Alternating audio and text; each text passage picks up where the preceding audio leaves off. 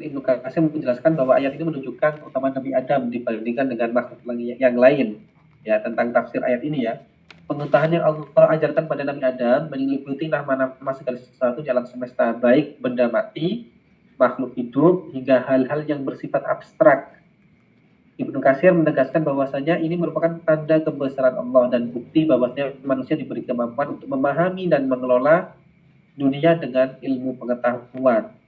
Ya. Jadi Allah memberikan ilmu kalau dalam tafsir menurut Kementerian Agama ya, tafsir Kemenak itu Allah memberikan kepada Nabi Adam mengajarkan sesuatu, intinya kemudian diberikan kemampuan untuk mengembangkan daya pikirnya. Ya. Kemudian menurut Quraisy Shihab, Profesor Dr. Quraisy Shihab dalam tafsir Al-Misbah menafsirkan bahwa nama-nama yang diajarkan pada Nabi Adam bukan sekedar kata-kata, tapi pengetahuan menyeluruh tentang hakikat dan fungsi setiap ciptaan. Ya. Menurutnya ayat ini menekankan pentingnya ilmu dalam kehidupan manusia karena pengetahuan inilah yang membedakan manusia dari makhluk lain, terutama malaikat. Manusia diberikan kemampuan intelektual yang tinggi untuk belajar dan mengelola alam dengan baik. Kalau malaikat itu ilmunya stagnan, stuck, tidak bertambah. Ya. Kenapa malaikat itu tidak bertambah ilmunya? Karena malaikat hanya diberikan akal, tidak diberikan nafsu. Sedangkan manusia selain diberikan akal juga diberikan nafsu. Karena adanya nafsu, maka ada keinginan untuk tambah, ada keinginan untuk kurang, merasa kurang. Karena keinginan tambah, ingin menambah atau merasa kurang inilah yang menyebabkan manusia untuk terus belajar dan mengembangkan potensi dirinya. Ya, jujur saja, kenapa kita semua di sini itu kita semua di sini ya kuliah? Kenapa kok kuliah? Apakah karena kurang? Ya, karena kurang. Ada kalanya karena kurang, merasa kurang dalam pengetahuan, sehingga ingin terus menambah. Atau mungkin ya kurangnya bukan kurang dalam pengetahuan, ya, karena kurangnya syarat, tidak ada titel di situ, sehingga kuliah di sini. Ya. Jadi mau tidak mau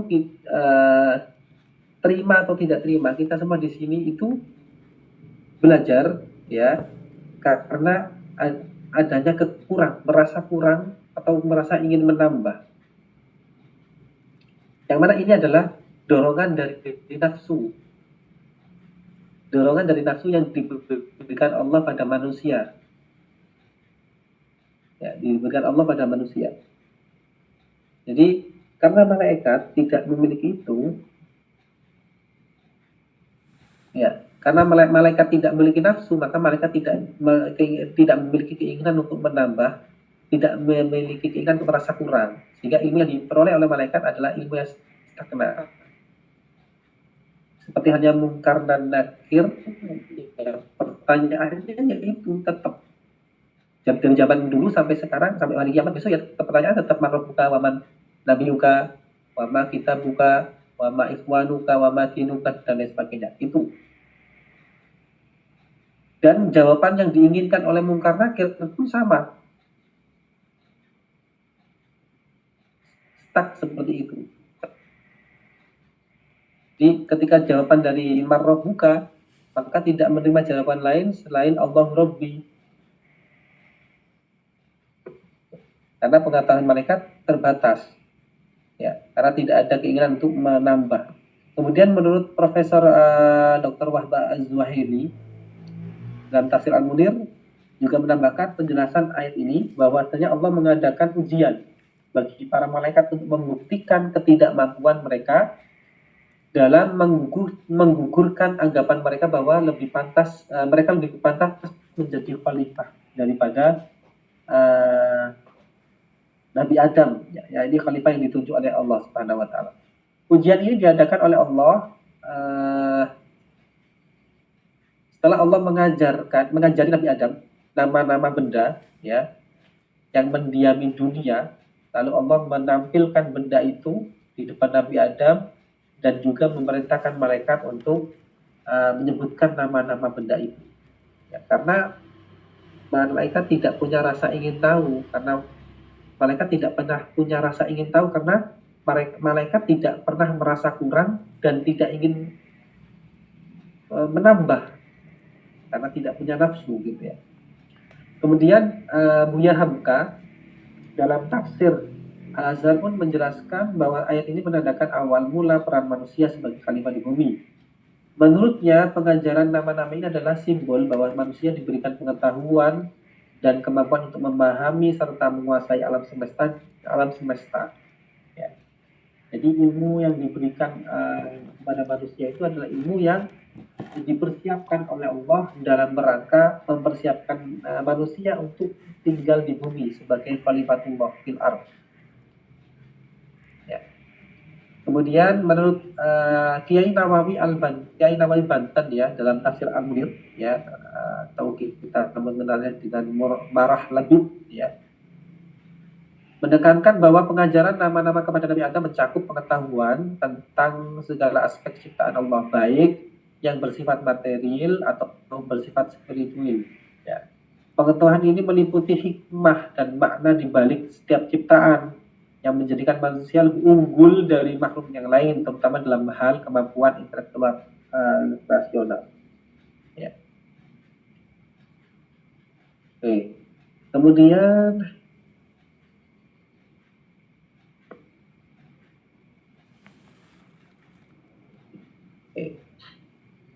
korelasi antara wahyu dan akal yang diambil dari tafsir surat Al-Baqarah ayat 31 ya.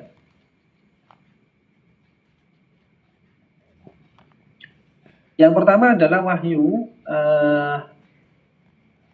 sebagai sumber utama pengetahuan. Jadi ya dari ayat 31 surat Al-Baqarah kita bisa mengambil kesimpulan bahwasanya sumber utama ilmu pengetahuan itu adalah wahyu. Ya. Wahyu. Karena Allah memberikan ilmu kepada Nabi Adam melalui wahyu. Ya. Wahyu dalam konteks agama Islam ini merujuk pada pengetahuan yang diberikan langsung kepada Allah pada Nabi dan Rasulnya.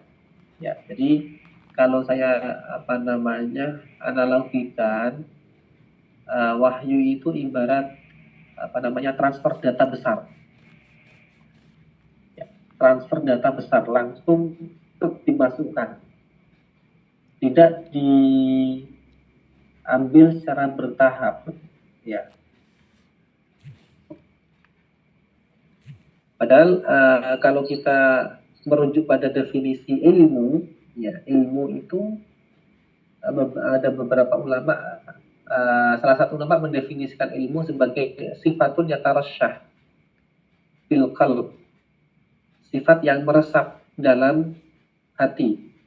Ya, yatarasyah, resap itu tidak bisa tidak bisa secara langsung, tapi sedikit demi sedikit. Ya, yang namanya meresap itu sedikit demi sedikit, tidak ngerocok. Kalau orang Jawa bilang tidak ngerocok. Tapi beda dengan wahyu. Kalau wahyu itu ngerocok, pisok ya. Mungkin yang ini yang orang Jawa paham dengan bahasa saya, ngerocok. Jawa semua ya, insya Allah ya. Oke.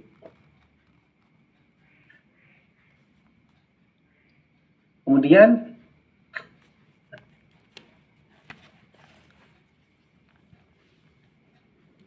akal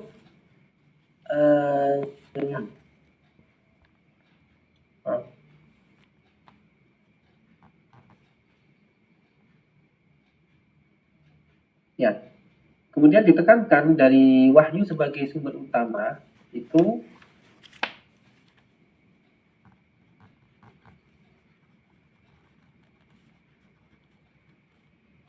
menetapkan tujuan dan prinsip ya.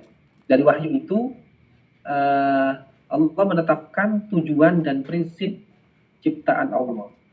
Ya. Jadi Allah mewahyukan pada Nabi Adam sebagai khalifatullahi fil ard dan juga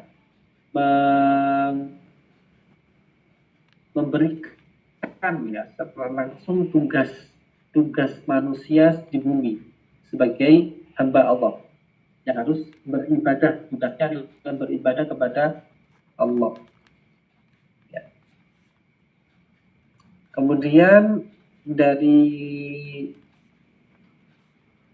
surat Al-Baqarah ya juga difahami bahwasanya akal merupakan instrumen pengembangan ilmu pengetahuan. Ya, jadi sumber utamanya adalah wahyu, kemudian akal ya adalah alat untuk pengembangan ilmu pengetahuan. Ya. Wahyu itu memberikan pengetahuan dasar dan prinsip-prinsip utama, maka akal manusia berperan sebagai instrumen untuk mengembangkan dan menerapkan pengetahuan tersebut. Ya. Ya. Jadi kalau ada beberapa tokoh ya mengatakan Al-Quran itu adalah apa namanya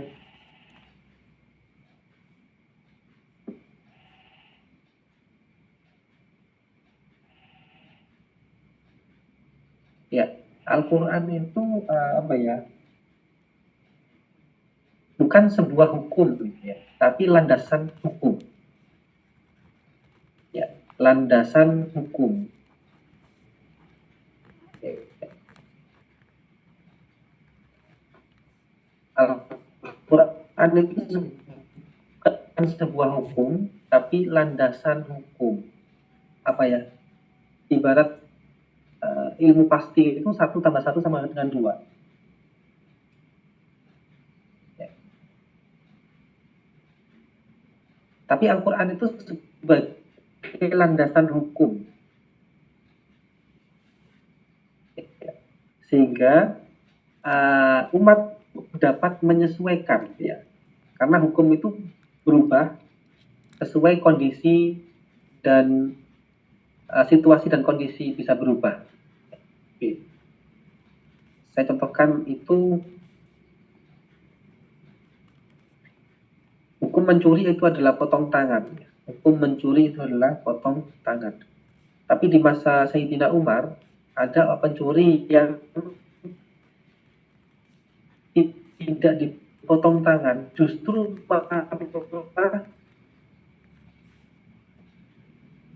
tuan rumah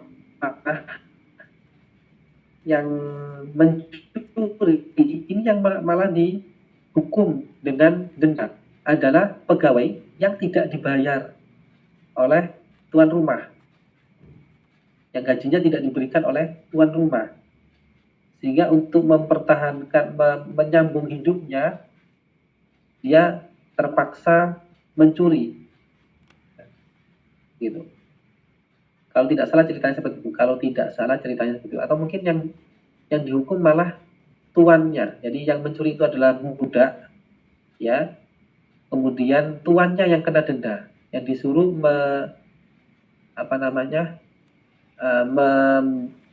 mengganti ya nilai barang yang dicuri. Gitu. Oke.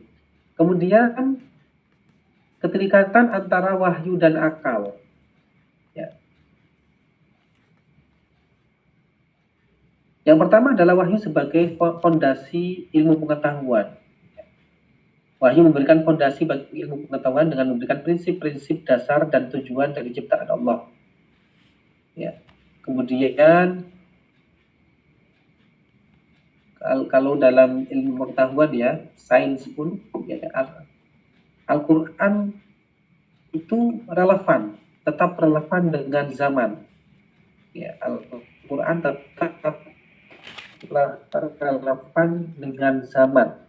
Al-Quran sebagai wahyu ya itu tetap relevan dengan zaman ketika berkembangnya ilmu pengetahuan ya, Al-Quran sudah jauh menyebutkan bahwasanya proses terjadinya manusia itu silahkan 40 hari pertama adalah nutfah, 40 hari yang kedua adalah alaq ya, alaqoh ya. Alaqoh itu kalau kita bahasa lain ya, dari lintah, bahasa lain dari lintah. Lintah itu menempel, menyerap darah. Begitu pula janin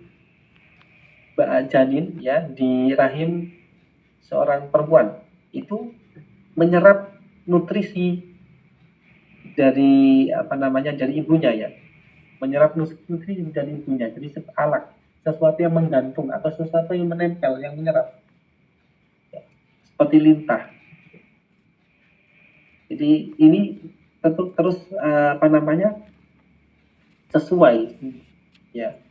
Kemudian akal sebagai alat analisis dari pengembangan ya. Setelah mendapatkan pengetahuan dasar dan wahyu, akal manusia berperan dalam menganalisis dan mengembangkan pengetahuan tersebut.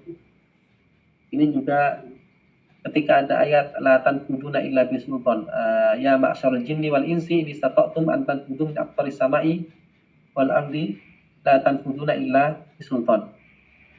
Fanfudu la tanfuduna illa bisultan. Ya. Kemudian karena ditadaburi, diangan-angan ya, sehingga ternyata bisultan harus dengan kekuatan. Untuk bisa menembus ke luar angkasa itu harus dengan kekuatan. Nah, sehingga terciptalah jet ya. Gitu. Kemudian ada sinergi antara wahyu dan akal dalam pendidikan dan pengembangan ilmu. Wahyu dan akal bekerja secara sinergis dalam proses pendidikan dan pengembangan ilmu. Wahyu memberikan pedoman tentang ya, dan prinsip-prinsip yang harus dipetahkan pedoman tersebut ke dalam pengetahuan. Makanya ketika dengan sumber yang sama akan di tempat yang berbeda dan dari sudut pandang yang berbeda akan menghasilkan sesuatu yang pengetahuan yang berbeda pula. Ya. Seperti angka 6 itu ketika dilihat dari sisi lain adalah angka 9. Dilihat dari sisi yang berbeda akan menjadi angka 9. Gitu. Kemudian aplikasi bagi kehidupan manusia ya, dari ayat ini arah dan tujuan hidup. Manusia memiliki arah dan tujuan hidup. Kemudian manusia memiliki peran untuk penerapan dalam pengetahuan, baik teknologi, sosial, budaya, dan pengelolaan bumi. Kemudian manusia mampu mengembangkan ilmu, ya. Mampu mengembangkan ilmu dengan akalnya, ya, dari wahyu dan akal tersebut itu untuk menjalankan tugasnya sebagai khalifatullahi fil ardh. Ya, mungkin itu. Silakan apabila ada pertanyaan.